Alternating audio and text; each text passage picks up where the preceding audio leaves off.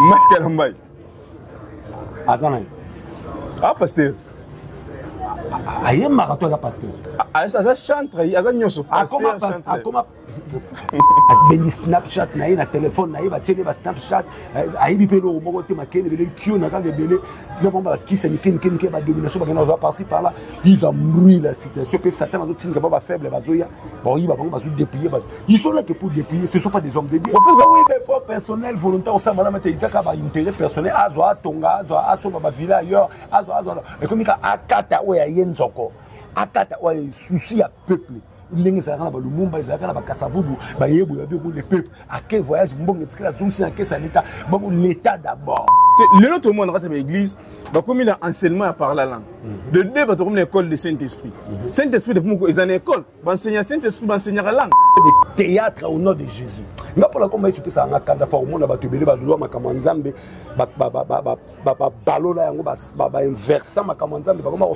c'est autre chose. C'est du théâtre.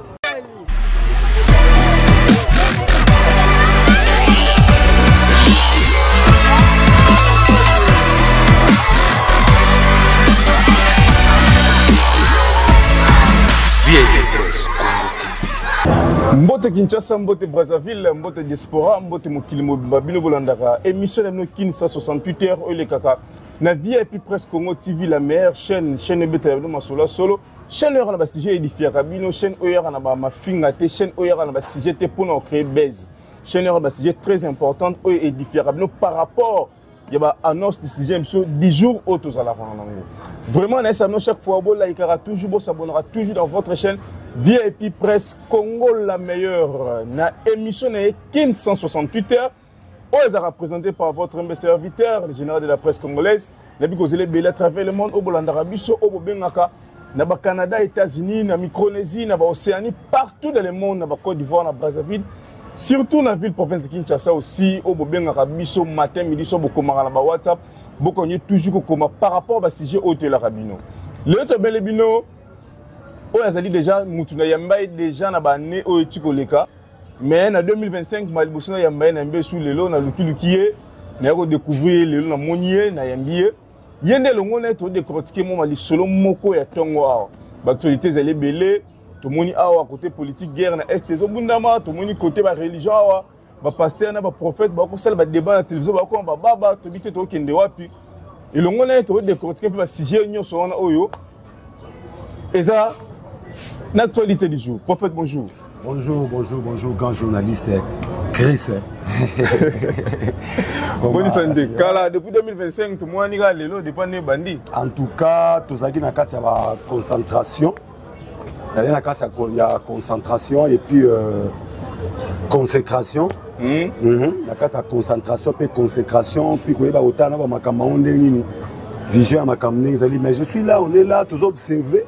Tous les monde, toute la réalité, ça fait pitié. Et puis ça ne tout pas si. De anti-valeur, ils ont un côté christianisme, ils ont un côté anti-valeur, comme il va valer. Donc, comment on a l'observation? Tout le temps, le bien, il y a batami. Avec qui on a maï. Au lieu d'observer, on continue comme la guerre est. Nous avons la guerre persisté jusqu'à nos jours. L'orientation nous avons pas par rapport à la guerre est. Na yebisarayo, papa Chris, Bopandisango Monene, Yamboka Nabiso. Dieu fait toutes choses bonnes en son temps. Babylone, il n'y a que des charlatans et des aventuriers et des escrocs. Parce que dans l'intimité que yo attaque tout ça mécontent dans quelque chose de la famille Nabino et l'or moro bomoni que simbité pour la famille, bah dit ça c'est là en famille. Maintenant mon que yo kaka yo ma famille Nabino OK nous soit peut-être ba voisin bando kala papa bino nanzela. To kala bandigono nanzela. Ou comme ils menacer bandigono pour les kamo boko sur on a quatre famille kuna baba des linges sales c'est là en famille. Mais ceux comme que normalement kamo keboye OK ko soit batu mo boye pour ko menacer bandigono yo. Pour une raison quelconque, tout ça. Et puis, papa, il n'y a que des intérêts personnels. Ces gens-là n'ont pas de cœur. Ces gens-là ne se soucient de personne. Ces gens-là, ils ont été obscurcis. Bazata na intérêt na autre souci moko te que non, ils sont là, bazana schéma moko bango ba comme ça awa paradis, bango ba comme ça ezalité. Raison moko valable. Vandi ça bango, yoka bango na internet ba réseaux sociaux. Et là nyama longa bazolo. Ezala bango, ezala ba mécontent on so ba ki ailleurs. Ezala ba journaliste on va recruter par-ci par-là, il y a que des insultes, il y a que des histoires. Baroya pe baroya au monde appelle balonga ba ça les alité. Ce pays appartient à Dieu. Mboko ezala ya nzambe. Tu te souviens encore à l'époque il y a musée. Ba Rwandais ba ya na ba loenge ba sala bani mais bazala affaibli ba comprendre que l'on y affaibli ça bango bazo bango lokola ba mpese ba lokota bango lokola ba mikate boye. Pour vous dire que mboka oyo za mboka moko ya osala na blague. Mboka ya mboka osala blague. Tout ça papa Chris. Tout ça ce sont des aventures. Oh papa moko un ancien politicien moko na ça zoloba conglomérat des aventuriers. Et Kirinyo zo mona ba ke sima kingan.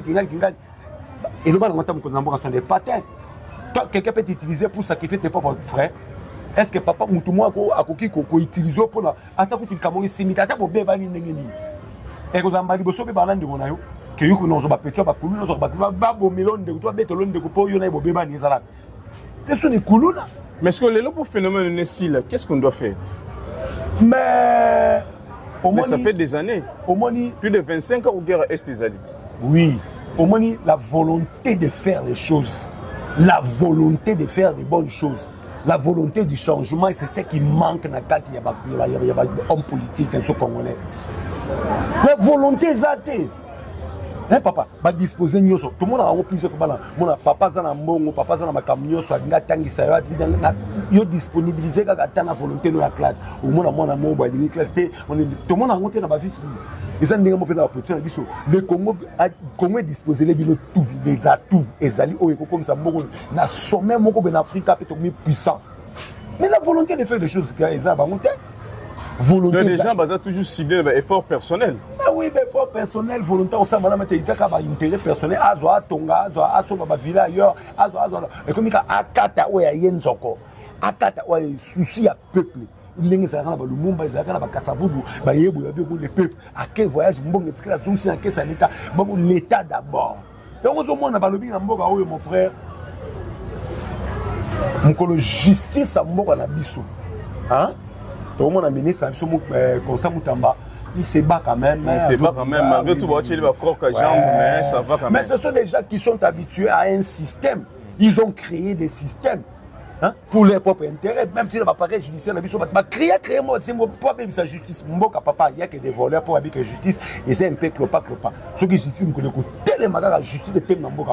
Tu verras que quand on zoba ou tout ça, ça on comme un rebelle, avec ce bazuyo, héroïne de la. Oh, Zumbon, elle est toujours la poche qui va nous offrir mal. Bago Kangayo. Pour faire voter pour tous les canapes, moi, place à la guerre Est, Moutuna Souka pour la place où. Rôle de l'église dans l'église de réveil, l'église en général, dans le corps de Christ mobile. Mais rôle, il y a église, au moins, il y a partout dans le monde, partout dans le monde, spiritualité, et prônera toujours. On doit être des bons pères spirituels pour la bateau et on a bâti à la tête du pays. Parce que tous ces gens-là, au bas diriger classe, au bas diriger Mboka Lelo, ce sont des enfants spirituels, il y a ceux-là qui sont dans la Sédéco, au bas de la catholique, au bas de la réveil. Et ils ont des guises de réveil, ça passe par contre, donc, rôle est tellement capital. Et puis, il faut mettre du sérieux. Parce que Bissot, tu auras château après ma campagne politique, donc, il y a un rôle à jouer pour influencer Bango, ça n'a pas ma mais, tu sais qu'à Mpanzana, c'est malheureux. Les gens qui continuent à bino basala nzambe précisément à l'église de réveil. Le tout le monde a un phénomène, moi tout le monde à la télévision, mon sala nzambe doit comme baba. Pas mon ninga ne peut pas mon sala nzambe na lobo. Tu habites, ils ont nini wana tout le monde. Bilo respecter que les personnes au papa dingo bala ko sala on te revoir en lelo. Pas la bino dans l'église ou comment. Ça fait très mal. Deux ans théâtre. Mais ce sont des théâtres de chez nous, mon frère. Papa Chris, mon papa Nissango, mon élan Mboka Nabiso Congo. Ce sont des aventures. Oh, bah, ben, je vais donner à Zobé, Mankyo. Vous voyez qu'on disait Makamou Yanzambe. Au moins, de ça, Babouzo Bawana, c'est qu'un homme aura sémé. Il est moissonnera. C'est la parole de Dieu. Ozolo nana Congo, ça va vantir dans Makamou, mais il ne faut pas amener vos théâtres dans Makamou, soi-disant prophète. Papa, au moins dans la Bible, il y avait 7 fils d'esclaves. Il y a l'exorcisme. Paul a récupéré, il a possédé, il a Paul, papa, Paul, Jésus payé, Bino boza banane, beta bango, batika la banani, batika bango ni bakenande loi. Papa, pour dire que démon et le monde va déshabiller, va pasteur pour reconnaître bango dans le monde spirituel, niveau spiritualité, mon que baza vide. Baza vide, démon et le déshabiller, on va commettre désordre pour démon va déshabiller bango. Pour reconnaître binote. Comment tu peux faire des théâtres au nom de Jésus? Mais pour la comment tu peux ça en Canada, au monde va te bénir, va louer ma kamanzambe, balola yango, inversant ma kamanzambe, comment on ça c'est papa autre tout le monde c'est dit autre chose, c'est du théâtre. Au monde va s'entendre avec l'internet, à répondre au côté de l'équipe d'internet. Mais c'est ça des choses que tout le monde a l'élo. Ce sont des choses que tout le monde. Moi la zone l'élo, au monde l'élo, prophète révolté. Tout le monde a l'élo, Aïdi Naba la personne Nzambe utilisé puissamment. Tout le monde a réseau sur Zalate, mais bébé là mokili mouvement. Bah pasteur qui zamine qui bila nzamba utiliser bango puissamment avant même les réseaux sociaux ba bouger déjà monde. Mais tout le monde a leloti. Mais lelo même bino au prophétiser mut internet. Nzamba au chandabaré par la langue internet. Mais où est le place de Dieu au papa na biso na ba seyla. Dès le même hier aujourd'hui éternellement. Comment lelo pa na bino lelo bi organiser suite. Mo pani sango monene Christ. Nzamba changer. Mo pani sango monene Christ na oui selo romoko il faut mais quand même qu'on différencie ma campagne les monde de oui vous raison plaquer mon tourner tunami oui tout ça un problème on a il y a des appels authentiques hein bato ba les vrais appels on dit bazoka bip ka décrocher malaboka ya kaka ça donc il y a des gens au basala makamanda mais pour la influence pour la sentiment pour la bazala pousser na biloko mo ils appellent spiritualité vous comprenez ça va nous on appelle ba 21 nous on a belé bazala on appelle nzambe té parce que un appelé de Dieu même il est dans des erreurs, on comprend que Mouto, mais ça c'est toutes ces histoires le monde a ce ne sont pas des vrais, ce sont des aventuriers et puis baza bato ba copier ma kamanza mais baza appel terme baza obligé chaque fois que ça va avancer au nom de Dieu. On se comprend chaque fois et puis baza appel na ba casse bato belé balana bango. Ce sont des aventures qu'on a bango te baza na ba appel te baza ba copie coller. On se comprend. Baza batmo basala ba makamza mais na luyingi baza ba appel te. Ce sont des aventures qui para bango te. Ce sont des mais armée ya monene armée ya nzambe ya makasi ya temps de la fin où tout kendo nzamba zo telimisa bazala bango même tout temps na bango atro libre baza armée kwa vidéo ba buso bana bango nezali laissez les croître ensemble hein nous allons qui aduna ki blé na ye mutu muso na butu aloni ivre tant mokolo bilana ye na tonga moni boya mais to pikola biso bo pikola ngo bebisa na wa malamu botika ngo sani ekola ensemble na temps moisson toko banana ko pikola nanu oya mabeto longoli longola ngo to lingi ngo to ketcho ngwana to yoza su amalamu to chena ba denyo pour faire voter musala nzamba za na makio na za ba kisi ba si nini la kisa mais vous les reconnaîtrez à leur fruit c'est la parole de Dieu hein. C'est simple, tu dois avoir le discernement, tu dois avoir le Saint-Esprit. Le problème aussi, c'est ça. Ces gens n'ont pas le Saint-Esprit. Mais les chrétiens ont des sentiments. L'église, d'abord, on est tous les Voilà, papa, voilà le problème des chrétiens aujourd'hui. Ils ne veulent pas être enseignés. Le manque de la parole de Dieu. Ils ont un manque, il y a connaissance, il y a des gens niveau mondimaté. Il y a un moment qui va aventurer, va manipuler la bateau à l'église ou facilement pour habiter. Il y a moins de 3 versets.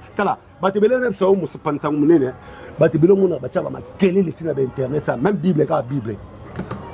Attends, on te vend Genèse et Apocalypse. Tant que tu as 5 livres, tout le monde a bango, quel est le verset maintenant? Attends, le verset mon macasse. Ailleurs, on peut faire soit coûter la moutou moi vide. À bois qui venait le rôle à Satan sert F na désert. À bois qui m'a venu les soit on dit que côté Cindy, à bani qu'on manipuler, à nous pas comprendre que ce qu'on coûte même moi si vous avez la connaissance et le pour manipuler ça facilité papa. Il y a un manque.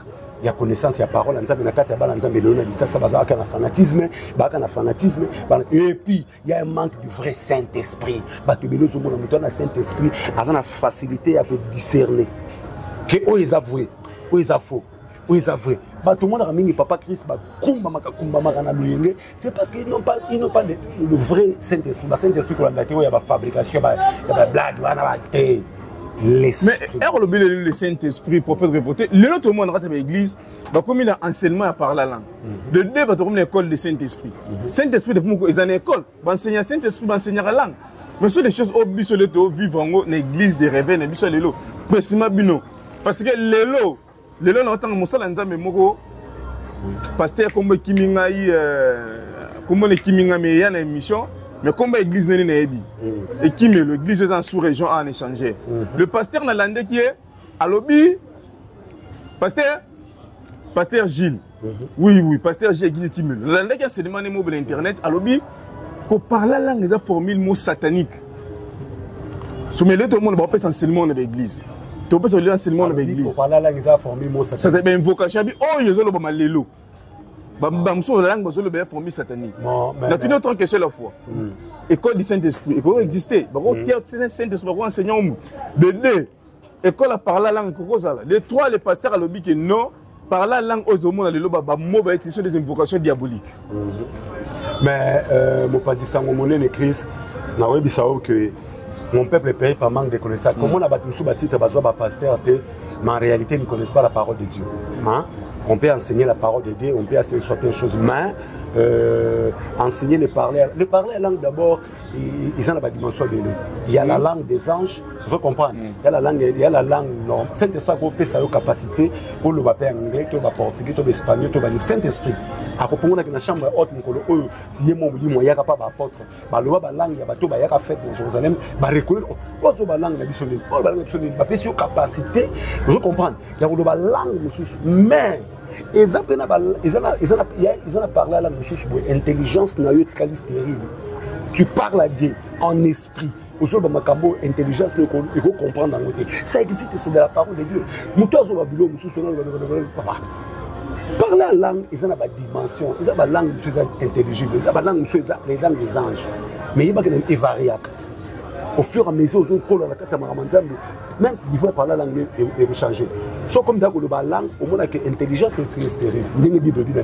Mais c'est en esprit que tu dis des mystères.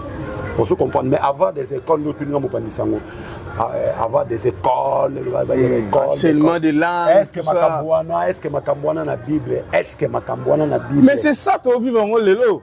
Mais parce que ça dit autre chose, on a eu ça plusieurs fois que nous ça la Bible était. Dans l'acte des apôtres, nous comment nous trouve ça dans la Bible na biso. C'est sur des choses même dans la Bible ça n'existe pas. Parce que ba inventa qui ça pour intérêt personnel. Na kata nzambe intérêt nzambe na kata ezalité papa Christ. Ezate école de boué, oui. Dans ça l'école moi la formation de disciples. Parce que comprendre, nous allons enseigner la parole de Dieu. Mais ce comment que la Bible comment la dimension spirituelle que nous allons enseigner comment parler la langue. Nous allons enseigner école du Saint-Esprit. École du Saint-Esprit. Tu vas qu'est-ce que tu vas dire quoi au juste? Tu vas dire quoi? Parce que nous avons que nous moko ngabilo mususu no mona ngai bo na comprenant on a té yango. Mais école du Saint-Esprit au monango évêque général ka 15 ans ko lo bilo wana école du Saint-Esprit na tangi kombo parce que mona le pasteur a 15 ans organiser école du Saint-Esprit yo ke kutu kuna comment il s'appelle Roland Dalo c'est Philadelphie Dayo Samuel église à Matungia na ba comment voilà et ils appellent l'école moi ils appellent l'école du Saint-Esprit école de ba ola kaka monila donc tout ça total compromis pour benda masolo papa tala papa Nkelani papa dit na ba apôtre Tambulukoki oui ba comme on entend ba apôtre Tambulukoki papa Nkelani ba pilier ba André papa Jacques André Feu André Jacques Vernon vous savez pas comme on entend ba dit na ba papa Nkelani ba apôtre Tambulukoki ba prophète Simon Kimbangu c'est l'ensemble donc il n'est pas toujours pas nous avons des pères que nous devons respecter dans ces pays. Le roi porte le Paul Mutombo, Azabaoba, Bablagité, Véloise, Sonic Afuta Rockman. Parce que là, ce matin, tout le monde a banqué, mais du mal à passer à revivre la blaguité. On n'a pas père. Vous comprenez, l'évangile, c'est l'idée de Bambo, Benissa, qui examine qui vit l'agence car. C'est toujours des grands. Vous comprenez, même papa Barouti, paix à son âme. Pas là qui va tout le monde au le pasteur Barouti, paix à son âme. Soldat du Christ, Coutinho Fernando. Oui, papa Coutinho Fernando. Mais la zone que moi, je génération, c'est tout. Papa, tangi kombo ananza bouger monde c'est internet. C'est internet. Naza fruit à. Il y a des racines, il y a des descendants, il y a parce que papa a dit mon anga était aza mwana ya poto tamiko tambuko za uta pa adina bala uzuma arbre généalogique spirituel on a ça pour ça la blague était là attendre tous ces charlatans aventuriers et puis bazana ben Snapchat na na téléphone na ba télé ba Snapchat aibi pelo moko te makene bele kio na ka bele non ba qui c'est ken ba domination ba va passer par là ils embrouillent la situation que Satan a d'autres qui ba faible ba zoya bon il va pas se dépouiller ils sont là que pour dépouiller ce sont pas des hommes de Dieu. Prophète révolté à part papa Otangi génération lelo si pasteurs aux conseils que vous avez dans la génération où lelo génération où lelo si pasteurs si pasteurs aux conscient que non vous m'avez tout monde a faiblesse mais vraiment aza nzambe mais ngai ata 5 ata 6 5-6 mais tout ce qui 5-6 ekokoma belé baza 5-6 ekokoma tene ngata mona ya mukie pour natangi Fenêtre sur 15, mais pour la temps, télévision, temps. Peut-être encore deux. Ils sont en train de prêcher la parole de Dieu. Dans la génération où il y a l'élo. Bon. En tout cas, j'apprécie les pasteurs à Tom Sombouma. Pour apprécier, oh, vous avez noté le l'élo quand vous appréciez l'élo quand vous différent. Bon, merci. Merci. Mais. Nathalie le combo à pasteur à Toms. Pasteur à Toms. Il a habité dans le répète en disque que non, ce qui fait longa ou pas bon. Mais pasteur à Toms. Pasteur à Toms, moment deuxième débat. Il faut que ça n'en quand peut-être yo tanga na combo na ko mira ko apprécier parce que na tanga na mako. Pasteur à Toms. Bon na tanga na sungao. Moïse Mbie. Bon voilà yom tolo ba bongo ki. Obila sungo na ba combo yonga tuno so na ba combo na sungo. Voilà otanga combo. Ndenga combo. Bon. En tout cas na makamuna nga nzambe na monelaka. En tout cas ke sous. Michael Mbaye. Azana. Ah pasteur. Aye marathon la pasteur. Ah ça chante, aza nyoso. Pasteur chante. Comment toqué. Yete. En tout cas, toqué. Basé belé, hein. Sur le temps, on va combo. Toqué, vous avez dit qu'il y a là comment on va ça on va awa. La Bible n'a pas prophète makasi awa. On a ma pembe makasi boy. Tchaka ba ligne. Comment il s'appelle là? Tchaka ba ligne boy. Toqué. Joël Francis Tatou. Ah Jésus. Toqué. Yete. Toqué. Finalement, bon, c'est au bon prophète, ce qu'on a trois. Mais pour le pasteur Moïse Mbie, Obiété, le pasteur Mike Kalamba, Obiété, le prophète Joël Francis Tatou, Yété. Parce que tout le monde a des gars révélations, à la chair, ma personne de prophétie, par exemple, on a 17e riz, mais la massang. On ne peut pas y on a 7e riz. Après, c'est combat le col à Omel. Est-ce que le Wana ça édifie en quoi? Papa, les prophéties cesseront. Les prophéties, les miracles, tout ça cesseront. Mais la parole de Dieu, hein, c'est éternel. On se comprend. Mais la parole va demeurer. Tout passera sauf la parole de Dieu. Donc, apparemment, au moins, c'est pasteur à Toms. À Toms, c'est boum en tout cas. Spirituellement, il trop combattu, mais c'est un homme de Dieu. Vraiment, c'est un homme de Dieu. Et puis, on a tangi, on a eu sur en tout cas, on apprécie rapper pasteur, il y a pasteur Marcelo. Pasteur Marcelo Tounas. Marcelo Tounas. En tout cas, ça va. Les restes, on va tenir comme un musicien, on va passer tout. Il y a des pasteur courageux, tribune, ce sont déjà mes témoignages là-bas. Mais pour faire le monde est là, Moutsa Romo Yemba, nous avons tombé moins succès, maman consacré pasteur. Mais quand c'est le réseau que ça va quitter des musiciens, ils connaissent, So na autant il en a 5 na pas au pas comment passer au pas comment passer au pas passer ba on a bazar pour un témoignage dans nous asala madame de Michel Bakenda comment passer il m'a comme là mis aussi moi tika na bien vendre voilà parce que tika donc à comment passer bah comment passer faut consacrer bien oreille faut pas consacrer passer batna bato ba que nous consacrer bango ba la pour na bato mikiti ba pour nzamba mais tout le monde a benga batute naza pété muto nazo benga bato na manzambe mais nazo biso ke na domaine wa tout ka femme tama kwa yimba akoma nani yiba pasteur azalaka pasteur to komi pasteur akomi pasteur on m'a appelé on a le banao tout le monde tout tu n'as pas bébé choisi hein on se fera bien de comme sur na internet radabadaba shakadabadaba non il tout le monde a vraiment que bangomba na ba tout le monde a oyemba ko chante mo na sala groupe na matara luzizila matamangenge ngi ba ke prier fin de compte que non ba consacrer comme pasteur comme ma batu na quelque part ba que de co-adorer nzambe na ministère nzambe pesi na grâce na pesi nzambe bete akomi ma batu akosala ngu déjà tala moni pour l'idée balikela biso moni ka domaine ya zo est vrai wana akosala ba spectacle minene akosala ba show minene ya adoration car de quoi la nzambe zo visiter na domaine wana ba zo ba otika dika wana on comprendre pour ça ba biso ka ba simba bible pour ça ba biso ka ba tema si le prophète révolté tout le monde qui na souka na tout le monde des questions pour to kabona na otanga bila ko prophète de Niles alobaki yé na Congo j'ai dit, après le prophète Simon Kimbangu, c'est lui. Mais les propos te disent engagés là, c'est là, il n'y a pas de spiritualité, comme on a raté. Et ça, parce qu'avec Kimbangu, c'est grand prêtre, après Simon Kimbangu, c'est lui. Donc le reste est là, donc après Kimbangu, c'est lui. En tout cas, vieux, Denis Leslie, l'homme de Mbio, l'homme de Nzondo. L'homme de Nzondo. C'est un vieux pour la présaire, pour la courage, mais pour la sincère. Et puis c'est quelqu'un qui est sincère. Azara clopa, tu le vois, du sommet qui paraît très sain, mais la carte baza, maman n'a pas benga bousom. Il y a sincérité. On veut vraiment la fille Saraye. Après ça, couleur Alexandre Mokili.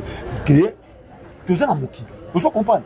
Tout ça là Mokili, vous le voyez que non, on attend pour la venue, comme dans quand ma frère a fait non, il a fallu qu'il a gagné que ou yoga en haut. C'est comme hypocrite. Et puis Jésus qui s'est reproché à pharisien comme hypocrisie. Ils ont mal là, muto musa, nous sommes hypocrites. La plupart au monde, on a ces vrais hypocrites, c'est pas blague.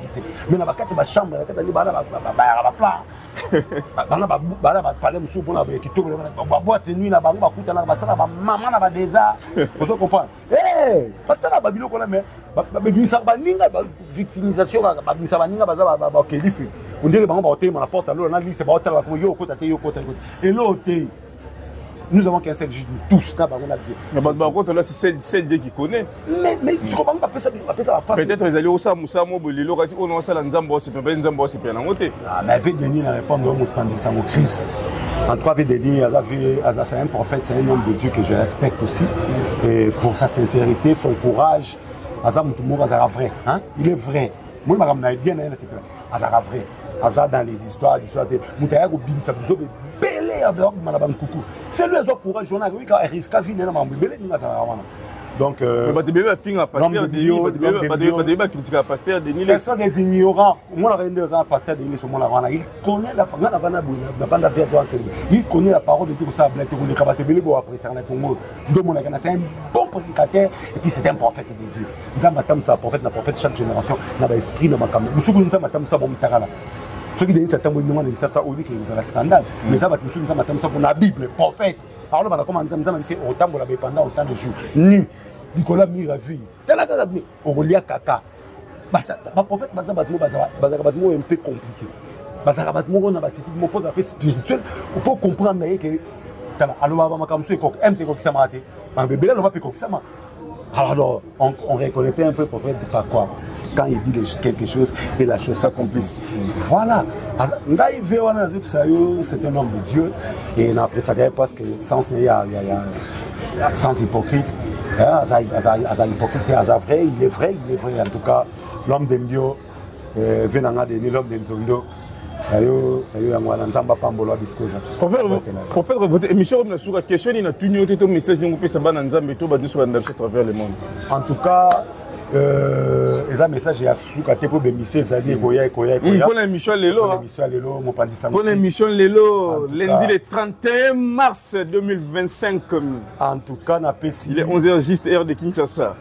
na pesi merci merci na confiance na ndenge ya minga lisusu ezala mbala suka te nzamba pambola yo et nazo loba merci pe na ingénieur Jonathan Wendo en tout cas misala kitoko nzambe pambola yo sika ozali et puis VIP télévision en tout cas na otala na senti que ezovimba kaka nzamba pambola le patron ya chaîne pambola nzamba pambola ya visiter asala yo bola modele tozana besoin bato kola bino poto bimisa o ezakati na biso public pa yeba que ba vrai pe baza soki ba tente baza ba fube bazali nzamba pambola bino ngai naza si prochainement soki tozutana kopandisa mo Christ et tokozongela bino pona ba actualité pe koloba na bino makambo kota tozana te pona ko vilipande mutu na loba kaka o ngala loba za vengala inventara te quand je te reconnais na ndenge ya mondimo na biko za vrai soki omoni ngala boyi na nga seke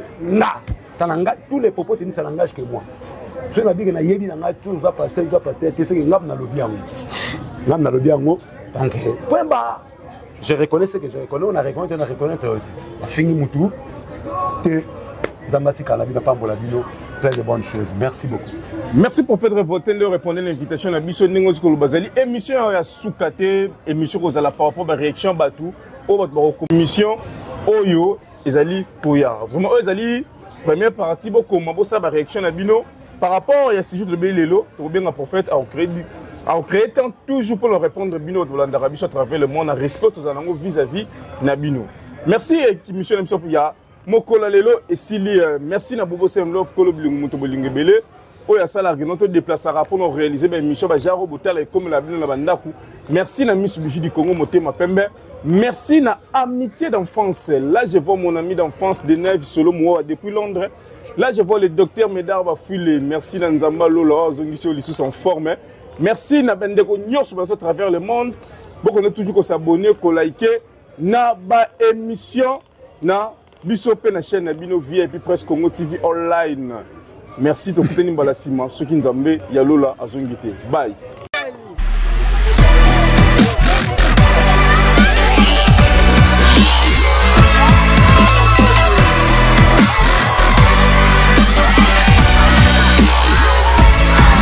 VIP Presse Congo TV online.